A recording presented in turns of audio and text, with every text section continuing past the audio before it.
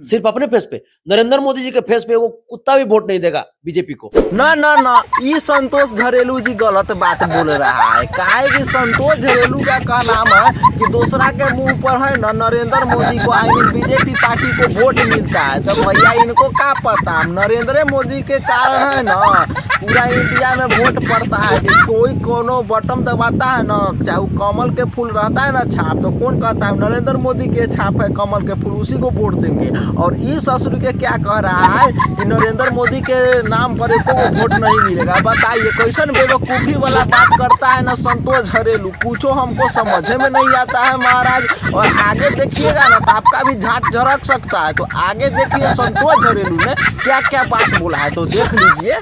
पवन सिंह स्पष्ट कर दिए पवन सिंह के सामने बीजेपी को झुकना पड़ेगा। ना ना ना, संतोष झरेलू जी बहुत गलत बात बोल रहे हैं। एगो फोटो वायरल हुआ था, उस फोटो में हम देखे थे कि पवन सिंह है ना अमित शाह जी का पैर छू रहे हैं। अरे वही अमित शाह आई मीन टकलू जिसे बोलते हैं, टकलू नाम से फेमस है, वही अमित शाह बीजेपी का मेन मतलब कार्यकर्ता उसे कहते हैं। उसके सामने पवन सिंह पैर मतलब कि पैर पकड़े हुए थे। हम ऐसा फोटो देखे हैं, हो सके आप लोग भी देखे होइएगा। मगर संतोष झरेलू का यहाँ का नाम की है कि पवन सिंह के सामने बीजेपी मतलब कि झुक गया। ऐसा बात नहीं है भैया, बीजेपी के सामने पवन सिंह झुक गया। ये फोटो मतलब साफ साफ वायरल हुआ था और ये इस बात का भी पता चल मतलब कि लगा लीजिएगा आप लोग। और संतोष झरेलू है ना खाली हवे हवाई में बात करता है, इसीलिए संतोष झरेलू के बात सुन सुन के ना भैया लोग हमारे झाट झरक जाता है। और तीन गो नाविक मनोज तिवारी, रवि किशन, दिनेश लाल यादव ने हाँ, ये बात तो हम कह सकते हैं। काहे कि भोजपुरी के तीनों स्टार है ना पवन सिंह और निरहुआ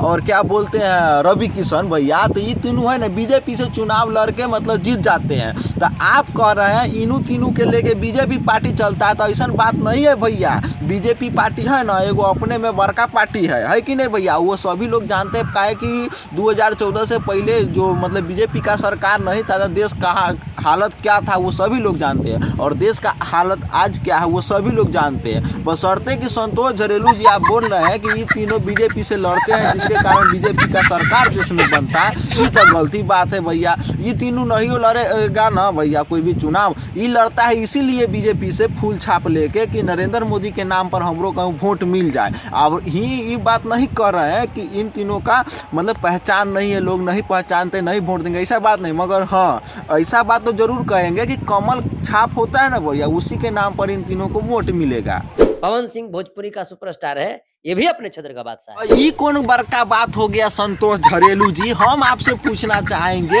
कि पवन सिंह तो अपने क्षेत्र I mean Bhojpuri film industry के बादशाह है, ये बात तो अभी कह रहे हैं। और भैया लोग आप लोगों को बताना चाहेंगे अगर खेसारी लाल और पवन सिंह में दोनों में मतलब मुकाबला हो आई मीन उसके में तुलना किया जाए, तो ये संतोष झरेलू है ना कहेगा ना पवन सिंह कोई बाता उता थोड़ी ना, 4-4 गो मेहरारू को छोड़ दिया है ऐसा कहूँ सुपर स्टार होता है। मगर नहीं, यहाँ पर क्या है, यहाँ बीजेपी और पवन सिंह में तुलना हो रहा है। तो यहाँ पर बोल रहा है कि अपने क्षेत्र का जो बादशाह है ना पवन सिंह है, तो सभी लोग जानते हैं कि हाँ भैया पावर यही जैसे शुरू होला और यही जैसे खत्म, पावर केहू और कहाँ से ले जाई। ये बात तो सभी लोग मतलब जानते हैं कि पावर स्टार और पवन सिंह भोजपुरी इंडस्ट्री है कि नहीं भैया लोग।